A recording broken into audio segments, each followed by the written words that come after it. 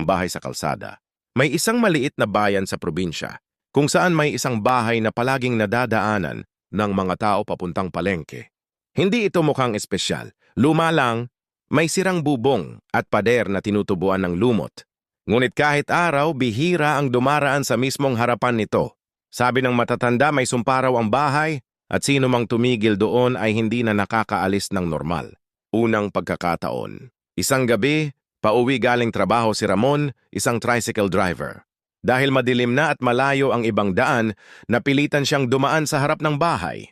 Habang umaandar, bigla na lang namatay ang makina ng kanyang tricycle eksakto sa tapat ng bahay. Buwisit naman, bulong niya habang paulit-ulit na sinisipa ang kickstart. Ngunit imbes na tumunog ang makina, isang boses ang umalingaw-ngaw mula sa loob ng bahay. "Pasok ka muna!" Nanlamig si Ramon. Wala naman siyang nakikitang tao sa loob, madilim, at sarado ang lahat ng bintana. Pinilit niyang ayusin ang tricycle at sa huli ay umandar din. Hindi na siya lumingon pa at mabilis na pinaharurot ang sasakyan. Ikalawang pagkakataon. Kinabukasan, ikinuwento ni Ramon sa kapwa driver ang kanyang karanasan. Pero tinawanan lang siya ng mga kasama. "Guni-guni lang yon, pagod ka lang." Ngunit ilang araw ang lumipas, may isang batang nawawala sa kanilang baryo. Ang huling nakakita rito ay nagsabing naglalaro raw ang bata malapit sa bahay sa kalsada. Simula noon, wala nang nakakita sa kanya. Paglalantad ng katotohanan, lumipas ang mga linggo at sunod-sunod na may nawawala. Lahat ay huling nakita malapit sa lumang bahay. Dahil dito, nagpasya ang ilang kabataan na silipin ang loob. Pagpasok nila, naamoy agad nila ang mabahong amoy, parang nabubulok na karne.